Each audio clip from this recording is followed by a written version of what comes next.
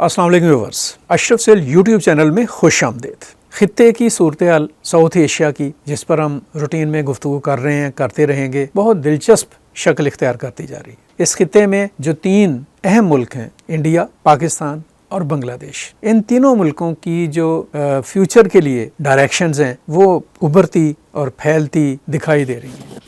मैं यहाँ पे सबसे पहले भारत की बात करूँगा, इंडिया की बात करूँगा। और मैं जो एक बात कह रहा हूँ कि नरेंद्र मोदी ने अपनी रजीम में जो 11 साल उन्होंने गुजारे हैं और अभी 3-3.5 साल का वक्त उनके पास बाकी है, उन्होंने अपनी इस रजीम में अपने किरदार से, अपने कारनामों से और बीजेपी और आरएसएस का जो स्पेसिफिक एजेंडा है उस पर अमल दरामद करते हुए इस खित्ते को तो जो परेशान करना था सो करना ही था। इवन इंडिया के मुस्तकबिल की राह में ऐसे रोड़े अटका गए हैं या अटका रहे हैं कि जिनको हटाने के लिए इंडिया के आने वाले लोगों को बहुत मेहनत और तकलीफ दे, आप कह लें कि तजुर्बात में से गुजरना पड़ेगा। इन दिनों हालात ये हैं कि 27 अगस्त से इंडिया की जो बरामदात अमेरिका जाएंगी उनके ऊपर 50% टैरिफ लगेगा। मतलब ये है कि इंडियन मईशत एक बड़े हमले के लिए तैयार हो जाए। ये टैरिफ जो सा है, इंडिया की बड़ी मसनूआत है अमेरिका के साथ, उसका जो ट्रेड है वो 133 अरब डॉलर्स का है। और एक आप कह लें कि अप्रॉक्सीमेटली जो एक अंदाज़ा है, उस अंदाजे के मुताबिक कोई 45 अरब डॉलर्स का इंडिया को फ़ायदा हो रहा था। अब वो जो फ़ायदा ना वो इंडिया को नहीं मिलने वाला, कम हो जाएगा और कम हो जाएगा। और ये एक तरफ से अटैक नहीं है, जैसे मैं पहले भी बता रहा हूँ आपको कि यूएसए इंडिया को रशिया के हवाले से भी तंग कर रहा है, प्रेशर दे रहा है कि आप रशिया से जो सस्ता तेल खरीदते हैं उसके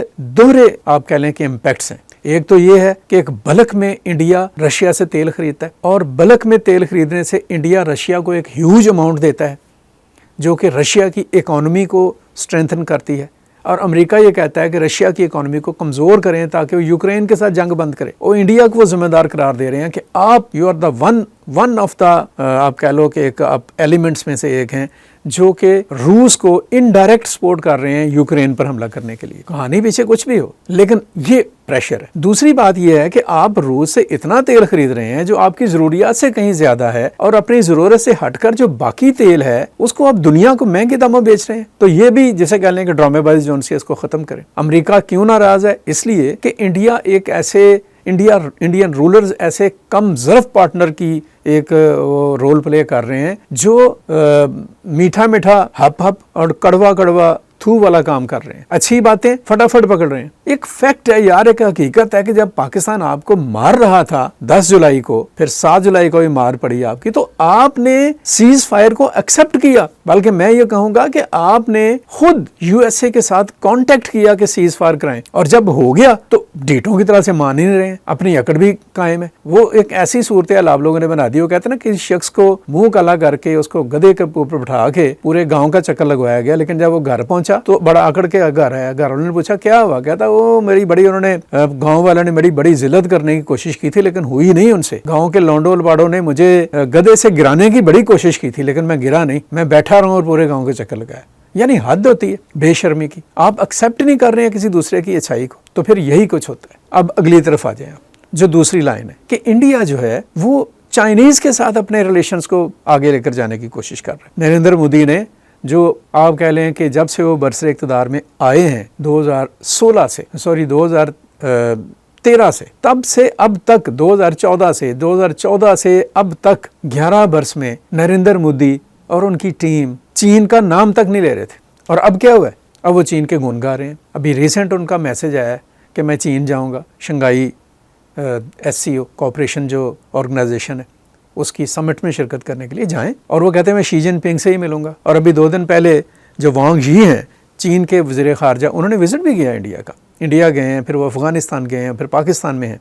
तो ये इससे इंडिया ने एक नई आप कह लें कि लाइन अप कर ली है। उन्होंने कहा ठीक है, हम अब चीन के साथ तल्लुकात बना लेते हैं। पहले तो भाई आप अमेरिका के टाउट बने रहे चीन के खिलाफ, अब चीन के साथ मिलकर अमेरिका के खिलाफ टाउट बनेंगे आप। और चीन के साथ आपकी जो ट्रेड है वो कहाँ जाएगी? क्या लेंगे चीन से और क्या देंगे चीन को आप? और एक नई कॉन्स्पिरेंसी आप लेकर आगे बढ़ रहे हैं और कॉन्स्पिरेंसी के ऊपर कॉन्स्पिरेंसी चला रहे हैं। आप कोशिश कर रहे हैं कि चीन और रशिया के साथ मिलकर अमेरिका को डिस्टर्ब करें। ऐसा नहीं होगा, पॉसिबल नहीं होगा। शंघाई समिट में बिल्कुल आप जाएं, हर मुल्क का एक हक है किसी मुल्क के साथ अपने ताल्लुकात बनाए, लेकिन इस तरह का डबल स्टैंडर्ड, इस तरह का दोगला मेयार, ये ठीक नहीं होगा।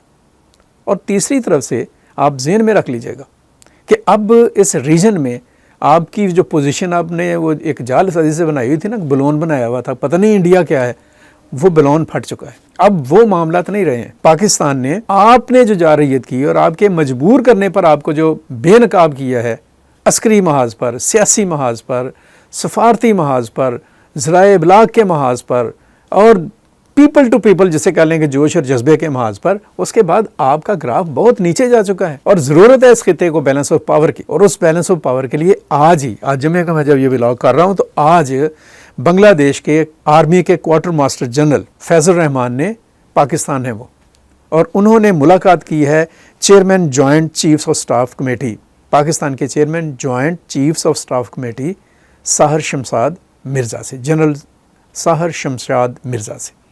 ये मुलाकात ऐसे ही मुलाकात नहीं है।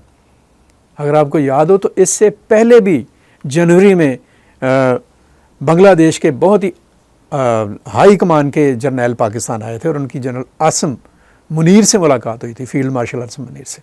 अब इनकी भी मुलाकात होगी। इसके अलावा बांग्लादेश की जो नेवी है वो उनके विजिट्स हुए हैं, वो जो पीस ड्रिल्स हुई हैं पाकिस्तान में। तो ये जो मुलाकातें हैं ना अस्करी सतह के ऊपर, जिसमें डिफेंस इश्यूज़ और सिक्योरिटी इश्यूज़ डिस्कस हो रहे हैं, जिनमें पाकिस्तान और बांग्लादेश के दरमियान सिक्योरिटी के ऊपर एक कोऑर्डिनेशन हो रही है, और पाकिस्तान और चीन बांग्लादेश में सिलीगुड़ी के करीब जो रंगपुर है वहाँ पर जो एयरबेस है उस पर जो इन्वेस्टमेंट करने जा रहे हैं, वो भी एक बहुत बड़ा क्वेश्चन मार्क है इस रीजन की अपने फ्यूचर के लिए। और ये जो कोलैबोरेशन है इस खिते की सलामती की ज़मानत बनेगा पाकिस्तान और बांग्लादेश का, पॉलिटिकली, डिप्लोमेटिकली और डिफेंस नुक्ते से हिसाब से।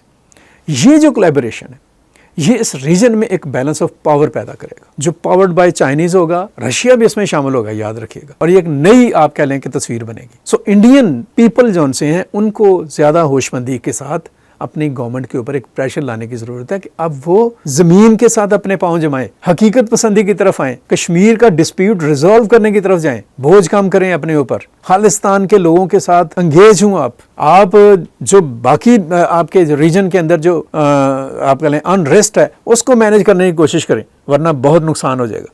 आपने जो खेल खोला है ना, कभी इजराइल के साथ, कभी अमेरिका के साथ, कभी चीन के साथ, कभी ईरान के साथ। 2019 में आपने ईरान को धोखा दिया, आप उससे तेल खरीद रहे थे अमेरिका के कहने पर, आपने उससे तेल खरीदना बंद किया। क्यों? अब दोबारा आप मिन्नत समाजत पर आ जाएंगे। तो ये बड़ी चीज़ें हैं, बड़े एक आप कह लें कि मुख्तलिफ़ किस्म के इसके मुख्तलिफ पहलू हैं।